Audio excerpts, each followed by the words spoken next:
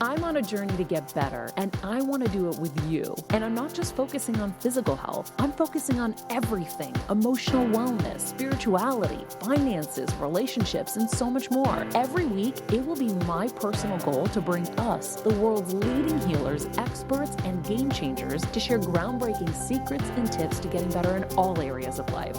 Getting better isn't easy, but it's a whole lot easier when we can do it together. Welcome to Better Together with me, Maria Menounos. Hello, everybody. Happy Friday. It's the weekend, but we can't do shit. What? Suckers. That's true. Oh, man. Thanks for coming back to Better Together, guys. When you know better, you get better. Our quote of the day: the price of success is hard work, dedication to the job at hand, and the determination that whether we win or lose, we have applied the best of ourselves to the task at hand. That is Vince Lombardi. Thank you guys, of course, for joining us. If you're not already a Patreon member, I hope that you will join us. Just click the link in the summary and come on over. We are trying to migrate everybody over there so that we can have a lot more leeway with the content that we provide. And thank you guys for joining us every day. We've been really excited to have this space every day to talk about what's going on out there, share our fears, and have a sane place to kind of work through them and bring in people that can help us get through with tangible tips. I mean, yesterday we did this amazing cooking segment with Dope. Eliza Schlesinger and her husband, Noah Galutin. And not only did the segment really work in a way where, you know, we went into my kitchen with the Zoom and made a recipe from whatever was in the cupboards. So it was very practical, but it was freaking delicious. And my parents were very excited to have a meal. And so that was really cool. And her sketch comedy show, I watched the rest of it last night. I cannot tell you, I was getting sadder and sadder as the minutes were going down, because I'm like, I'm now addicted to Eliza and I'm going to be devastated that I have no more Eliza to laugh with. She is so original with her comedy. And if you have not seen her sketch comedy show on Netflix, I highly recommend it. So friggin' good. And like I said, well, like I always say, we all need a good laugh right now. So Yeah. here is a good recommendation. I was saying earlier, we were doing a sound check with our guest today. So we are doing a special show today because normally we've been trying to take Fridays off to rest and recover, but I could not help myself because it is WrestleMania weekend. And normally I am at WrestleMania. And so this year, obviously, it's a very different situation, but one of my favorite superstars, Kofi Kingston, is going to be with us on the show today. And I'm really excited about having him on to talk about his big match at Mania this weekend and kind of how it's all going to go down. I was saying something. Oh, I was telling him this morning. That's what it was. We were doing a sound check and I was telling him this morning that if you aren't following the dodo, then you are missing out in life, especially during tough times. Like when I was recovering from brain surgery, I just watched the dodo like constantly, and it just made my heart just so happy. So check out the dodo if you need feel-good content. And like I said, I think everybody needs as much of it as possible. The good news movement is amazing, sharing incredible stories of, 100-year-old survivors of the coronavirus who are pushing through. And then, of course, TikTok can be fun too. Oh, yeah. So those are some little good go-tos. I will say one of the things I wanted to mention before we get to our guest today is Yashar Ali. He's a writer for New York Magazine. He has been kind of killing it on social media during this coronavirus. And he had a thread that I wanted to share with you guys just recently about unclaimed property. And Stephen, I'm sure you've heard of this before. And I've done this before too. So depending on whatever state you live in or you used to live in, you may be owed money from a company or a small business. Maybe there was a gift card you didn't use.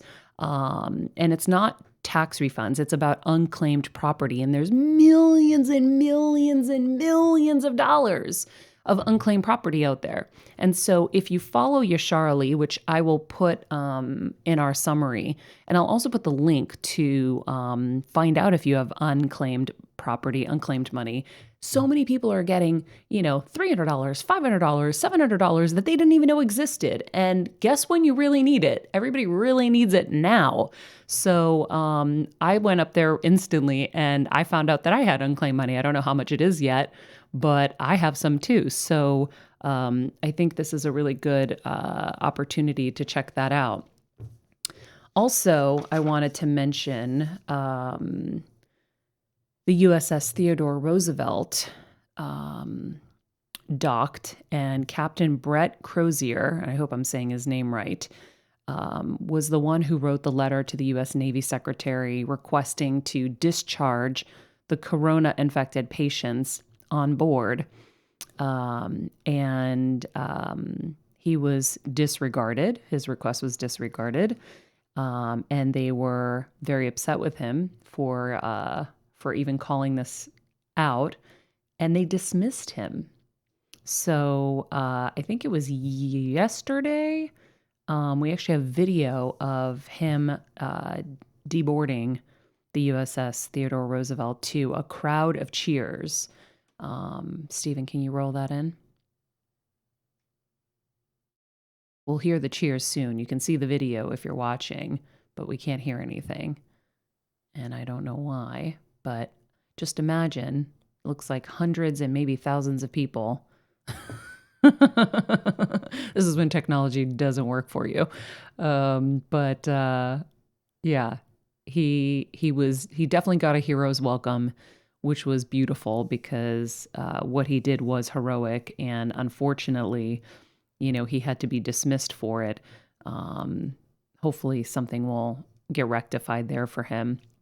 In the meantime, we will share that link in the summary as well, since that didn't really play for you as well. But it was beautiful. The only concern I had, Stephen, and I'm sure you felt the same thing, was everyone was not social distancing while they were there to celebrate somebody who called it out to get people to social distance. Yeah, exactly. So that was a little bit of a scary thing to see. So anyhow, without further ado, I want to introduce Kofi Kingston. He's the first African-born world champion in WWE history, as well as the 30th Triple Crown champion, 20th overall Grand Slam champion. Kofi, you're the Grand Slam champion too? Hold on, let's get him up.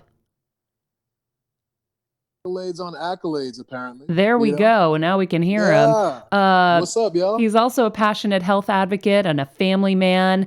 Ladies and gentlemen, my favorite Massachusetts-born Kofi Kingston.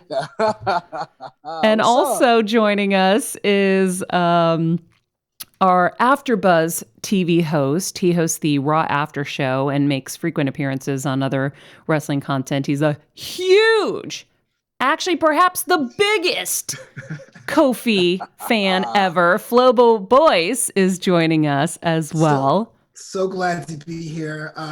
Long-term fan of the man himself, the purveyor of the Trouble in Paradise, Kofi Kingston. Hey, what's going on, man? How are you? I'm good. I was telling this to the producers before, because I am a child of immigrants. My parents are Caribbean. So for the beginning, when you were Jamaican Kofi, I was like, yeah! I know, Jamaican Kofi. We're so happy and then disappointed. Wait, he's not... But the Jamaicans knew. They already, because I remember I was on MySpace getting called out every single week in my inbox, and everyone's like, "Yeah, Kofi's an African name. That's not a Jamaican name." I'm like, shh.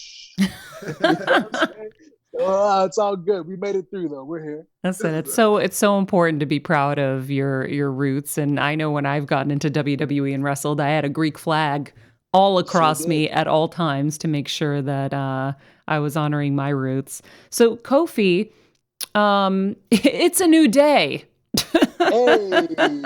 Indeed it is. It is a new day. It's a scary day. And I want to know how you have been handling all of this.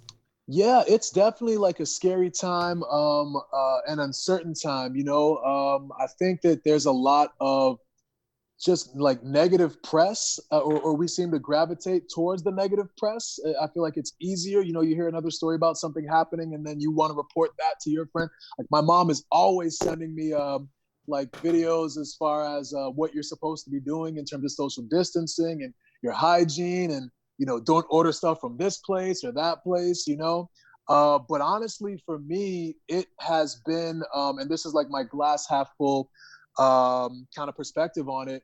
As WWE superstars, we don't get to spend much time at home at all. And when you have kids, there's so much that you miss. I'm only home like 2.5 days a week, and then we're right back out on the road. Oftentimes we go on European tours or international tours where we're gone for like 17 days straight. So for me to be home for over like 3 weeks, almost a month now, with the exception of a couple of days, it's been surreal. Actually, before I was like waiting to get on when you guys were when you were doing the earlier part of your show, I'm looking out my window and I'm seeing my kids run around the yard, and my youngest 4-year-old son is trying to like scale a wrought iron fence out here. So I'm sitting here just like, oh my God, like is he gonna make it? Oh, okay. So, and then my other son is trying to like get in. I locked him out of this room because they were getting too wild. So there's a like a porch over here that he like scaled the wall. He's literally like in the window like this, like Spider-Man, just like laughing and like, oh my God. So it's the as uncertain as the world is right now and all like this kind of unrest. For me, I'm feeling like a sense of normalcy because I'm spending time at home with my kids like a normal parent. You know what I'm saying? Spends a lot of time with their kids. So, we've been just having so much fun enjoying each other's company. Me annoying them by singing through a harmonica in auto tone, just ridiculous stuff. Wait, Kofi, what does that sound like? Can we get a taste of that? You know what? I'll have to have my son bring my harmonica in. I would like to see what that looks like and sounds like. Yeah. Oh, actually, hold on. Give me 2 seconds. Okay. I know where it is. Hold on. Okay, I love it. We're actually going to get a recital here. Oh, Flobo, if he brings up that he's playing the harmonica and singing through it, I'm going to try to get him to do this. Yeah, let's do it. Here we go. Yes. Yeah. So oftentimes it's usually like when we're going to bed. So I tell him it's time to wind down. So go down here and say, it's time to wind down. Time to go to sleep. And they get so annoyed. Like my youngest son was like, Daddy, I'm gonna throw that harmonica in the trash. You know what I mean? Just to be home and have these moments, where it's just all just fun and it's a sense of just kind of levity. You know what I'm saying? With all the stuff that's going on in the world, to be able to be home and just goof off with my family and then spend quality and quantity time with them it's been awesome for me so far. I love it. Well, I have to say, I got to put you over for a second because I have heard time and time again that you do maybe the most out of all the WWE superstars in terms of, on top of your rigorous schedule, all of the charity events that you do, you really go full out. And so it really makes me happy to know that even though this is a scary and difficult time, that you are getting that break to be with your family because you deserve it. And it is hard. Nobody ever really understands the life of a wrestler. It is such a sacrifice in your personal life and, of course, your physical life and all of that. So that's why I've always had so much respect for you guys. You are the hardest workers I know. And, for you, Kofi, to always have such a positive attitude through it all. That's why I love you. Yeah, I appreciate it, Maria. That's just the attitude that I have. And, life is too short to be like mad about trivial things. I just find it more just effective and beneficial for my own mental health just to be positive, you know what I'm saying? And enjoy the good times while they last. So that's what we do, you know? So it's all good. I appreciate that. Yeah, I wonder, and Flobo and I were talking about this morning because you've been in the WWE, I think, what, 12 years now? Yeah, a little over 12 years now, like 12 and a quarter years. It's crazy. Yeah, Yeah. and I know that there have been moments where you're like, okay, this is going to come to an end soon. Maybe, and I want to know from you, maybe this reset, this time home will recharge you so that we can get more Kofi longer. Yeah, for sure. This is like time off is so rare. It's few and far between. Like we've never, I mean, just as as a world, we've never had this kind of situation, but particularly for WWE superstars, myself, I've been lucky enough to have been on the road for so long and always have been, used on television in a significant capacity. So, you're grateful for that, but then the trade-off is that, yeah, like you're away. So you don't get a whole lot of time off. Honestly, ever since I got with Woods and E, like the level of fun that I've been having over the past like 6 years we've been together now, it's just I never go to work like feeling like I've had enough or like I'm worn down because I know that I'm going to be having fun in the ring. It's almost like criminal to call it work what we do because Ian Woods are like two guys who are like my brothers, and every single time that we get together, whether it be in like a promo or a match or even just hanging out, it just feels just energizing. Like I look forward to that time, to seeing my brothers, to hanging out with them. So I think like right before we got together, I was kind of considering like, oh, maybe it's time, to kind of hang up the boots. But then as soon as we started hanging out, and traveling together, and we have so much in common, and it just doesn't feel like work. So for me, at this point in my career, as long as I'm having fun, I'm going to keep doing it as long as I can. So we just re-signed our contracts or signed new contract extensions a little while ago. So we're here for a little bit, there's still some gas left in the tank, I love it. Well, you can see that love between the three of you and that fun, and it oozes. That's why everybody was so excited when you won WrestleMania, because you just ooze this goodness, and everybody had been waiting for that for you, and it was really cool. And I think, the other thing that people don't know is when you don't have a partner in crime to travel with that you really love, like Sonya Deville, who we're very close with, like her and Mandy have each other and they travel together. So if you don't have that bond with someone else, it does make it more difficult, I'm sure, right?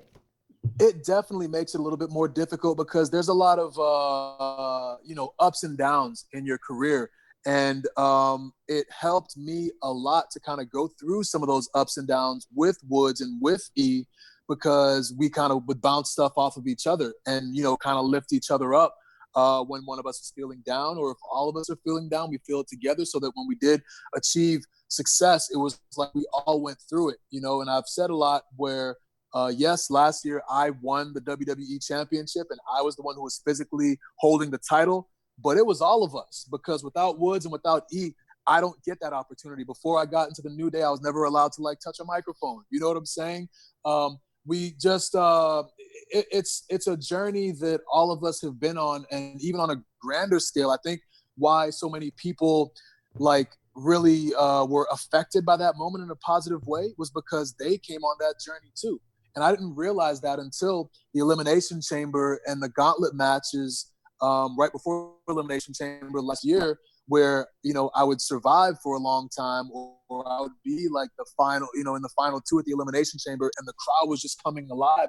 And it was at that point that I realized that, like, man, like everybody, all the like handshakes and, being friendly and saying hello to kids and talking to random strangers on the phone at the airports and, saying what's up to people and just being genuine and kind over the years.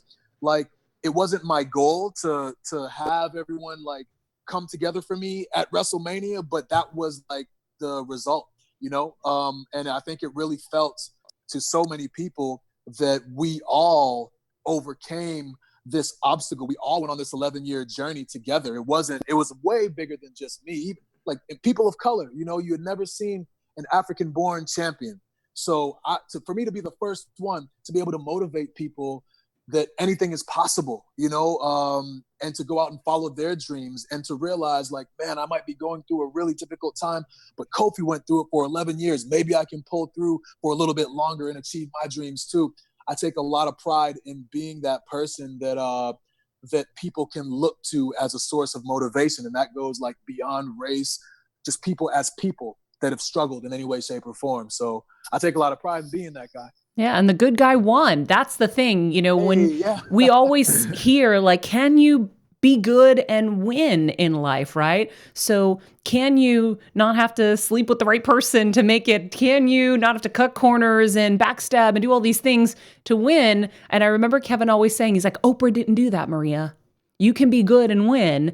And I think the same thing was your example, is like, you can be good and you can be pure and you can make it to the top. And I think that was a big part of it. And Flobo, I know you were saying this morning that was the first time you cried, was when he won. Yeah, it's funny because you actually liked this tweet this week about that. That was the last time I can remember me actually crying because it was a great moment. It was my hometown. It was New York, right? So go Guardians, right? It was a great moment. But going before that, it was just weeks and weeks of, actually put it back. When I was a kid, everyone said, if you work really hard, some things will happen. But you get to a certain part of your life, you go, really? Because I've been working hard for a long time and ain't nothing happened in my direction. But we're on this journey all throughout the spring and all the gauntlet matches, like you were saying, where it's like, there's no way he's going to do it. He might do it. Oh, he's going to do it. He did it. Oh my gosh. That to me was like an American tale. Like that was high theater for me. Yeah, for sure, man. And you're in the same boat as a lot of people, man. I think that, very few times in like WWE do we get the story picture perfect. There's always times where it's like, oh, well, I'll get to work sometimes and like, we'll be in the middle of a storyline. I'm like, oh, I wish we were going this way. And then we go that way. It's like, okay, we can make this work. The whole like from Elimination Chamber on to Mania and beyond, I was like, man, like I got to work. They told me like what I was doing. I was like, this is great. Okay, we're doing it the right way, and then you kind of go to work. It's like, well, I'm going to have to fight to get this, overturned or whatever. And then you show up and I was like, oh my God, like this is actually pretty good, So like we were able to keep the ball rolling, man. And I'm just so fortunate for that because it could have very easily gone the other way.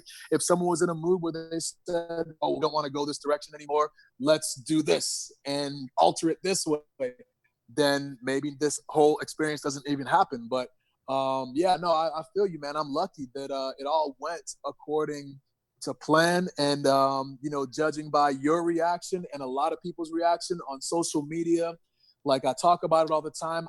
It took me 2 legit days to get through all my mentions and all my messages on Twitter because they just kept piling in. And everybody was sending in videos, of their kids and grown men in bars hugging strangers. And I just feel so fortunate to be at the center of a moment that affected so many people in such a positive way. Yeah. I wonder, you mentioned earlier, Kofi, the tough moments and how if you didn't have the guys, you would have had a harder time. What was your toughest moment? Toughest moment? I don't know. I think it was kind of an accumulation of moments. So, for example, the first WrestleMania that I actually debuted on was the 25th anniversary of WrestleMania, Money in the Bank. Mm-hmm. And I remember I did some pretty unique things that had never been done in a ladder match before. I get through the curtain at the end of the match. Everyone's on their feet, like clapping. And I'm just like, oh my God, like we're off to the races. This is going to be it. And then I don't think I was on the Raw the next day after Mania. So I was like, oh, this is weird. So like you have this great moment on the grandest stage and then all of a sudden there's nothing, there have been a couple of times where even like the feud that I had earlier with Randy Orton in 2009, where, Madison Square Garden, everybody's on their feet. I end up putting him through a table, it was this whole like new side of myself. And everyone's like, oh my gosh, like, yeah, he's going to be in contention for the main titles. And then all of a sudden I wasn't, you know what I mean? So it's just a lot of like ups and downs, like stops and starts. And it's very easy to like just be bitter and just stew in how mad you are at the way things went. I've always been a person to try to figure out how I can make things work. as opposed to be like, oh, well, this doesn't work and I'm not going to do it. I'm going to find a way to get in the door. If the door is closed, I'm going to try to go down the chimney. If the chimney is closed, I'm going to try to burrow under the house and go in through the basement, but I'm going to get in the house eventually. Yeah. So it was 11 years of that kind of grinding and figuring out a way and reinventing, and here we are. So how does that work when you look back? How does that work? Why does that happen? Why the big moment at Money in the Bank and then no Raw? Has anyone ever been able to give you an understanding of why that happens? Yeah, I think it's just with the unpredictability. It's kind of a gift and a curse of our business. The way things are so unpredictable is what makes it exciting, because you never know what's going to happen. You never know what's going to happen next. You never know if who's going to show up on a certain day, and that's exciting when good things like that happen. But by the same token, you never know when you're going to get the rug pulled out from under you, or somebody's going to get hurt. For example, like last year, I wouldn't have had this whole WrestleMania moment if Ali didn't get hurt, because I ended up replacing him. If he doesn't get hurt, I'm not in the Elimination Chamber. I'm not in the Gauntlet match.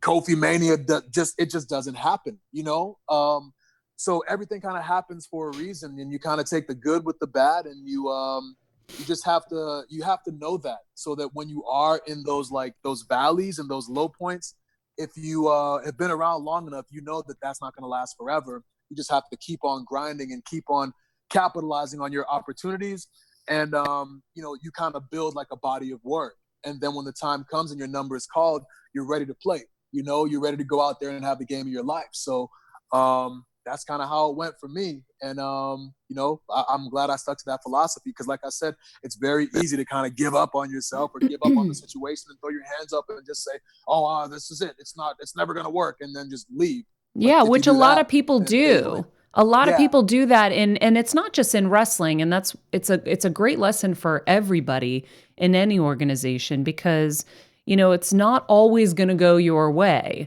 And so I see a lot of people that commiserate and bitch and moan and complain and all of that and why and whatever. So how did you stay so positive throughout it? I just kind of focused on what I could control. I learned very early in this industry, like, there's only a handful of things that you can control. I don't write the shows. I don't have really much to do with like which way the storylines are going to go. What I can control is my performance in the ring. Every time I'm given an opportunity, I try to figure out a way to stand out, even if it's a 2-minute match, figuring out like some little thing that people can talk about and remember, time after time, and like developing that consistency, having great matches, telling great stories, and controlling that aspect of things. That's all you can really do. You put your best foot forward every single time. And like I said, when your number's called, you're ready to like play in the big game and ready to, lead the team and, and do what you can do. Well, that big game is this weekend. So that's right. Let's talk. Tell me what can we expect from Mania this weekend? I think it's going to be awesome. It's definitely a unique experience for sure, because the fans have such a huge part in WWE, in our matches, particularly WrestleMania. Like, people come from literally all over the world, and it's become an event where it's like, it's more than just the day of WrestleMania. It's the whole week. It's a week. You were saying, yeah, we go to like hospitals, we go to schools, and we, discourage bullying in our Be a Star rallies. We're doing all types of appearances, and then WrestleMania is kind of a culmination. This is obviously very different with where we are with, the virus and everything, but it's still WrestleMania. The energy level from us is still to put on the best show possible. All of our storylines have still built to this point. We put a lot of hard work in throughout the year, and we're gonna end it the right way. It's kind of our, I guess you can call it like the season finale, even though we'll be working the next day. But we still take a lot of pride in what we do, and I think a lot of people are going to be really impressed with the show. And the fact that it's 2 days is like, that's unheard of. That's never been done before. So that's really, really cool. We're giving people a sense of just a break from all that stress that's going on in the world today, and giving them a chance to smile and forget about all of the the woes that they might be feeling, the fear that they might be feeling. So we take a lot of pride in being those guys to be able to do that for people. Flobo, I know you got a billion questions. I'm going to let you jump in here. 1,000,000,001. This is the first WrestleMania that's too big for one night. Did you approach your match this weekend any differently, knowing the scale and the uniqueness, if I can say, about WrestleMania this year? Great question. Yeah, it's really funny because we always talk about like, hey, it doesn't matter what like how many people are in the crowd. We could be doing it in front of no people, or we could be doing it in front of 1 million people. We're still going to go out and give the energy. Never did we ever imagine that we would have to actually do a WrestleMania in front of no people. But the saying actually held up. So like I said, the energy was still there. And, we go all out, man. Like, it's still WrestleMania. So, it's different for sure with no crowd. But for myself, being involved in a ladder match, and the New Day versus Miz and Morrison versus the Usos, all of us, we all want so badly to steal the show every single time. And we have great chemistry. So, you saw the match that we had on SmackDown last week. It was us versus the Usos and Miz and Morrison at commentary. And initially when you come out, it was like a little bit weird, but it didn't take long for us to really kind of settle in. And you just start feeling it, man. Like, this is our passion. So we go out there and we just leave it all in the ring, regardless of if there's people in the crowd. You can almost like still feel the energy that, you know what I mean? Like that we're being watched, and we take a lot of pride in the matches that we put together. So, I think a lot of people are going to be really impressed with this very unique WrestleMania for sure. Yeah, that's for sure. I know you said that you put everything on the line, your whole body and soul's in the ring. But the question I always have as a lifelong fan is, how do you like decompress? I know, how do you get flat physically? How do you put yourself outside the Kofi Kingston character after such a grueling match with ladders or tables or what have you? Ladders and tables. Oh my. Oh my. Yeah. It takes a little while, man, because that adrenaline is definitely like still going after a match, especially after you have a banger. You put together, everyone comes together and we deliver this amazing match and everything comes together perfectly. Like, there's a serious adrenaline rush that's involved with that. So, it just takes time, for me, like the night after WrestleMania, like I'm always like still wired, even like SmackDowns. I find it hard to sleep like that night, but eventually you just kind of like settle in, so your body just come down, It's crazy. So tell me about, you said you guys are working the next day. So you guys are still going after Mania. There's no stopping. Yeah, eventually. And I'm not sure exactly about like when we're gonna be back. I think a lot of that will depend on the restrictions and the bans and the CDC and safety, and all of that. But I know that we're doing everything that we can again to just provide that sense of relief, because there's not really a whole lot of entertainment on television right now that people can look to and not worry about the perils that are out there in the world. So I think all of us are kind of like chomping at the bit to get back, obviously in the safest way possible. But we are, I know like myself and my wife is really into holistic living. And, we had read in like China, they've had a lot of success by taking like high doses of vitamin C, So I saw that on your Instagram. I saw that you were doing that. Yeah, I did like a vitamin C drip. So it was like 20 grams of vitamin C, and it just kind of gets into your immune system and builds up your immunity. And allegedly, like if you are to contract the virus, and I'm not a doctor by any means, so I don't want anybody coming and be like, well, that's the, but if you were to contract the virus, it kind of will like lessen the symptoms, So we subscribe to that. And like we said, we've like read and done a lot of research, and people all over the world have experienced a lot of relief by taking high doses of vitamin C. In addition to that, we take liposomal vitamin C daily, about 3,000 milligrams, all of us. So, and then obviously like your hygiene too. just washing your hands and doing everything that the CDC is kind of recommending. So yeah, it's just kind of all about everybody just doing their part and making sure to like take care of yourself to the best of your ability, and keeping yourself safe, keeping your family safe, you know, social distancing, all of that, taking all that into consideration, and yeah, protecting ourselves as well. Yeah, add to it, zinc is really important, and D3. So we've been doing all of that as well. Yeah, yeah. I think at the end of the day, what will happen when this whole thing blows over, if there's any like positives to be kind of taken from it, it's that we will all have a heightened sense of our hygiene and our health. And Yeah. at the end of the day, like that's really what's most important. Even if the virus wasn't going on, we should all still be like taking care of ourselves and kind of living healthy lifestyles, because all of us want to be around as long as we can. And you know, you should be doing everything that you can possibly do to spend the most time with your family and live on this beautiful planet that we call Earth, you know? So yeah, that's what we're doing. So we'll see how it all shakes out. Yeah. Have you had a hard time keeping your kids inside and not, you know, like a lot of kids want to see their friends. Have you been able to figure that part out easily? Yeah, it's difficult because I don't think that they really understand. You know what I'm saying? Like what is actually going on. But yeah, it's a little difficult. But you know, we like I said, my wife being into like holistics and everything like that, we have a lot of like green area. We don't really live like too close to our neighbors. You know what I'm saying? So the kids definitely aren't like wrestling around with each other and doing all that kind of stuff. But yeah, I think we're able to kind of maintain a sense of social distancing to the best of our ability, and it's obviously, like I said, more difficult to do that with kids. But you do what you can. You How know, you do old are what you they, can. Kofi? They will be 7 and 4 actually later this month in about 3 weeks. So 7 years old, I think I was jumping off my porch pretending to be a wrestler, definitely Yeah. by maybe around 7. Into like, Oh yeah. we would make leaf piles or like snow banks.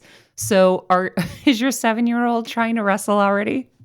Well, luckily, they have each other, the 7-year-old and the 4-year-old, so they can kind of like do that with each other. I don't think there's anything that would be able to stop them from doing that kind of stuff with each other. But yeah, especially with WrestleMania last year and them being able to like get into the ring, like my youngest son really started to understand like what it was that Daddy did. You know, to be in the ring and feel that energy of 85,000 people, just you know, it changes you. You know, puts you in he's had a taste of like the pinnacle of a WWE career. He's 4. The other one is 7. You know, at the time they were 3 and 6. You know what I mean? So yeah, it's always an adventure. I'll say that. But we manage, and luckily they manage not to like hurt each other too much. But it's tough to tell them not to wrestle around with each other. But then I'm on TV like wrestling around with everybody, and you know, trying to explain to them like, no, well, you know, he's my friend, and you know, so they're like, oh, well, I don't know, or you were hitting Randy Orton with that stick, so I've got this. I'm like, oh no. So you know, you just have to take it one day at a time, and just kind of figure it out, and hopefully, eventually, they learn. I also wanted to talk to you, and I know Flobo wanted to as well, about a little bit more about your healthy lifestyle at home. I know you guys are vegan. How difficult is that to maintain right now during this quarantine situation? Not really that difficult at all. I mean, for me, technically, I eat eggs and I eat honey. So I'm not a vegan per se, but my family is. My wife and 2 sons are. For a while, like in the early stages of this, when everybody was, you know, going to the stores and like not looting everything, like clearing all the shelves, you know, all like the vegan stuff was still there.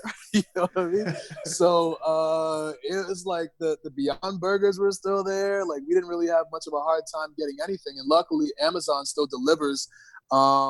You know, for the most part. So we're still able to kind of like maintain. We do a lot of like smoothies. They have smoothies every single morning. So like frozen fruit and vitamins and things of that nature. I actually order my food from Trifecta. You've probably seen Big E on social media, on Instagram. and they're just like a meal service. So that helps me out a lot because they just make all the meals and then they deliver them to our house on a weekly basis. And then I just kind of ration them out, you know? So it really hasn't been too difficult. I don't have any desire to eat any kind of dairy or meat. So I'm not like craving anything. To me, it grosses me out personally. So yeah, I would have been eating like, you know, veggies and all that regardless. Yeah. Is there a side of Kofi at home that people would be surprised to know? And by the way, you might be surprising yourself now because you're never home. Yeah, I don't know. I think it's been pretty it's just been awesome. It's almost like I don't want to say it's like a vacation. It's like a forced vacation, like, you know what I'm saying, to be at home. But I've always said that no matter where I am, like as long as I have my family with me, like I don't care, you know, if I'm at home or I'm somewhere else, as long as they're with me, like that's really all I need. So yeah, it's been like kind of awesome just to be able to spend all this time with them. So yeah, we'll see how long it lasts, and you know, it just makes you appreciate that time that you spend together that much more. Yeah. Do you meditate? I do not meditate. I've actually downloaded the Balance app, which is a meditation app, but I've only done like one session. I feel like I should meditate, but I don't know. I get too restless. You know, I feel like I should be doing something, especially at home. I'm like, oh, I can clean out my shoe closet over here, and oh, let me go clean out the garage. How can I just like sit here? Oh, but the kids are doing, you know what I mean, like doing stuff. So I think eventually I'll get into meditation. Actually, Big E has gotten heavy into meditation, and he's, you know, really digging it and feeling it. He says it's really helped him out a lot. My wife's into meditation. I just haven't been able to be disciplined enough to sit down long enough to get a meditation session in. Got it. What about fitness? How are you handling your fitness in quarantine? So we were actually in the process of like building a guest house next to our house, and the whole bottom floor is going to be a gym. So I was looking forward to this like so much. And then all of a sudden all of this happens and I'm like, oh my God. So that gets put on delay. And it's like, if we had that now, I would be like 100% set. Just my gym is here, my family is here. I don't need anything else. But now I've had to do like a lot of like resistance band training. So one of my friends in Tampa, a good family friend, his name is Will Grazione. You can find him on Instagram at William Grazione. And you can, you know, go to my page. But he's had a whole bunch of like resistance band training that really like just gets you a really good pump and gets you, you know, like a good heavy load as far as like push-ups and, you know, arm workouts. Even there's a leg workout that I'm kind of like dreading to do because he did it and like did an example of it and he couldn't get up afterwards. He couldn't walk. So I'm like, oh no, like I don't want that, but I really do, you know? So yeah, it's been good to like do something to like switch it up because for me, it's weights all the time, you know, always free weight. So now just to be doing like resistance bands is something that that I can like switch up. I actually got like an agility ladder too, like we used to have playing football back in the day, just to work on like foot speed and quickness and stuff like that. So I had the kids out there doing that too. And yeah, it's nice now to actually be able to just like work out in a different way and challenge your body. I think it's always important to keep your body guessing. That's really how you like make gains and get stronger. You know, you can't just keep doing the same thing. So yeah, it's been kind of a blessing in that sense too. Got it. Yeah, I think it's in the beginning it was hard for me I was getting lazy and I was the scum at the supermarket before all this happened that like hoarded some Snickers bars and like the chips and the Doritos and all of that. And now I'm like trying to just say no and trying to just eat as healthy as I can and get my 10,000 steps a day. But in the beginning, I was, you know, headed for my 600-pound life. I was going to be a TV star of that show. So I imagine like, you know, it's difficult. I saw a cool article yesterday about a guy who decided to continue on and run his marathon he was going to run in his backyard, and his backyard is teeny. He just kept doing laps in this little spot. And I'm like, that's definitely out of control. Oh my goodness. That seems like it'd be monotonous. Yeah. Right? Like just in this, oh my goodness. I can't imagine. I was like, ooh, wow, that is dedication. You went to 28.6 miles? Yeah, like the legit marathon. My God. That's wild. That is wild. I'm glad you're getting your fitness in because you're going to need it for WrestleMania this weekend. Flibbo, any other WrestleMania questions or anything that you want to get out of Kofi while we got him? Sort of. I know I'm a big fan of your podcast, the New Day. The Power. And on that show, you've made a point of saying you're not a fan of cardio. How does that work at home? Like the cardio part of your workout regimen. I don't really. I feel like I'm getting a little bit restless, so I might like run around the neighborhood, which is like 2 miles or something like that. But I've never been a runner, a distance runner. Like I've done sprints, like I was saying with the agility ladder, like short spurts, cool. But long range stuff, just like when you were talking about the dude running the marathon in his yard, like I kind of like threw up in my mouth a little bit. I'm like, oh my God, like I could never in the same yard just running around in circles. Never. Just so boring, man. Like it's already hard enough to do it on a track. That's big. Yeah. Just horrible. But it's every now and then I'll get into like modes where I'm like, okay, like I'm gonna run a couple miles on a treadmill or whatnot. But I feel like I'm getting kind of like stir crazy a little bit in that aspect, and I'll be wanting to switch it up. So maybe I'll get out there and run around. This is all speculation, though. Who knows? Are you afraid to go out into the neighborhood and run? No, because I'm fast. Like the zombie apocalypse. You know what I'm saying? The zombie apocalypse is coming. As long as they're not like those zombies in Zombieland, they sprint. If they're like the zombies in Walking Dead, I'm good. Just sprint. Yeah. No, I'm all right. I love it. I was walking my dog in the neighborhood, and he's a 130-pound German Shepherd, and I kept getting stopped by these people, and I'm like, don't you understand? Like, I want to say hello from a distance, but I don't want you in my airspace. And please don't think you're going to touch my dog because he's going to eat you. And they're like, he's going to eat me? And I go, he wants to eat you. And I'm serious about this. He wants to eat anyone who comes near me.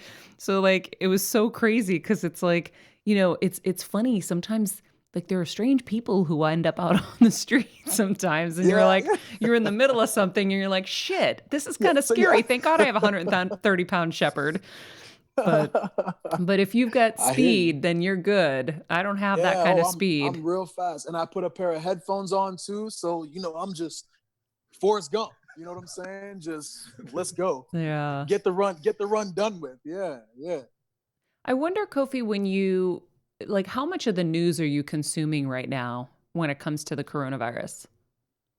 Mainly stuff on Twitter. We don't really have screens in our house. We did make an exception for Joe Exotic. And the best. King. Who isn't, But other than that, yeah, it's really just like my mom, like I said, will send me a whole bunch of articles. But I don't know. I try to keep like a positive head about things, and I feel like there's just a lot of like negativity in the news in general because it's just more sensational and people gravitate to it more. But then at the same time, like people get to be in more of a state of like fear. I feel like if we're doing our best to kind of like take care of ourselves, obviously keeping abreast with the where the virus is and the goings on. But I definitely don't consume me, we don't really have, like I said, we don't, like the kids don't get to, that's what I was saying, like they don't really understand like the gravity of the situation because we don't have any screens and they're not sitting there watching like the whole scenario. So, I don't understand. I want to be 100% clear. You guys don't watch TV in your household? No, we have one TV that's upstairs on occasion, like, what the F? Kofi? Yeah. We very rarely will have our kids watch maybe like a movie on Netflix, like really, really rarely. For example, if we go, so SummerSlam was in Toronto, and I was like off doing appearances and everything, and my youngest son still naps. So when my wife was putting the younger son down to nap, she would let the older son watch like some Netflix. But it's even that is like only, I mean, gosh, maybe what, a half hour max? Wait, so do You your know, kids and not that's know what Disney is or Nickelodeon? well, they do from their friends, you know, and yeah. So like, you know, like Mickey Mouse, there were like even like Paw Patrol or PJ Masks. They've learned because you know you'll go to Target and you'll see them, and then maybe their friends will tell them about stuff, or even like a Nintendo Switch. My son's one so badly, but he has no idea like who like he knows who Mario is, but he's never played like a Mario game. Maybe like I'll say this though, like when so when he was young, before we would like give him like haircuts, he would never sit still like in the barber's chair. So I would give him my phone and he can play like a small handful of games that I have on my phone. Lego Batman being one of them. You know, like Excite, but I don't know, some random games. So now when we get haircuts, like that's the only time I'll give him my phone and he can like play games. But then as soon as the haircut is done, so is he. And then we just get back in the car. So yeah, it's all books on CD. You know, that's a good, you know, that's a good one for him. And there's a podcast called What If World, which we'll listen to every now and again. But as far as like cartoons and screens and stuff like that, we don't really engage. Oh, on the airplane, sometimes they have movies on the backs of the seats. They'll get to Wow. watch then, but only if we fly, which is again like few and far between. Wait, so where did this rule come from and why? It's like so I feel like, and I understand like why parents do this, but you'll see at the airport where a kid will have like an iPad in front of them and they'll be in the stroller and they'll just be, Yeah. speaking of Walking Dead, right? Like legit zombies, you know? And even when the rare times when we do have our kids watch stuff, like they get that like zombie face and it completely, like their personality is completely changed. You know, they're active kids who run around all day outside, inside, jumping off of things. And to see them just like be mesmerized and like sit there, we just want to like foster a sense of, you know, like keep their sense of creativity like within themselves. You know, boredom kind of fosters creativity, right? So if we're always trying to occupy their time, then you know we just don't want them to you know, like look to others for a sense of entertainment. Even like reading books like you know, like Jack and the Beanstalk or something like that. I'll tell them a story. We don't necessarily won't have a book, you know, but they will have their own concept of what Jack looks like. And, you know, I'll make up like different like superheroes and throw them in it. So like they're just picturing all of this in their own mind as opposed to looking on TV and saying like, oh, this is this character and this is what he does. And there's an element of like, you know, I watched cartoons growing up. I watched a lot of TV growing up and I came out fine. But, you know, we just really want to kind of foster that sense of creativity, like self-sustaining entertainment. You know, my son has become really good at like building things, and I think a lot of that is because like that's where that energy like goes. It doesn't go into a TV screen where you're just sitting there watching and having all the imagination work be done for you. You know, so Wow, you have yeah, blown my yeah, mind.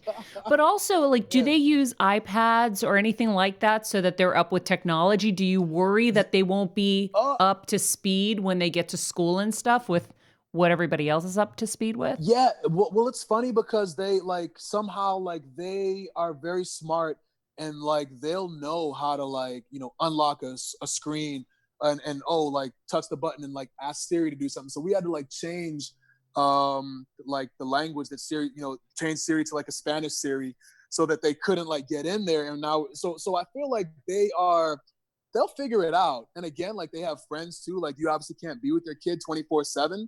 And sometimes like those kids might have a laptop or they might have something where the kids will just be like there and they'll learn. But as far as like the majority of their time and like having it in our own household, we just we don't lean towards that direction. So they're pretty resourceful. I think if pressed to like you know have to learn how to use an iPad to like the maximum capabilities, they definitely be able to do that, because I feel like they're kind of like chomping at the bits. It's almost like the forbidden fruit, you know? Yeah. But And no yeah, books, yeah. huh? No, we'll do books for sure. Okay. We'll do books for sure. Yeah. And you know, but a lot of it is like I said, me like telling them stories, or you know, but yeah, no, we read a lot of books. We read a lot of books with them too. Wow. I love the Yeah. idea that you know, what's interesting about this quarantine and this whole situation is that it's bringing families back together, and it's almost creating kind of that, you know, back in the day vibe where people are together, they're Yeah. having dinner with each other, they're talking to each other, they're engaging.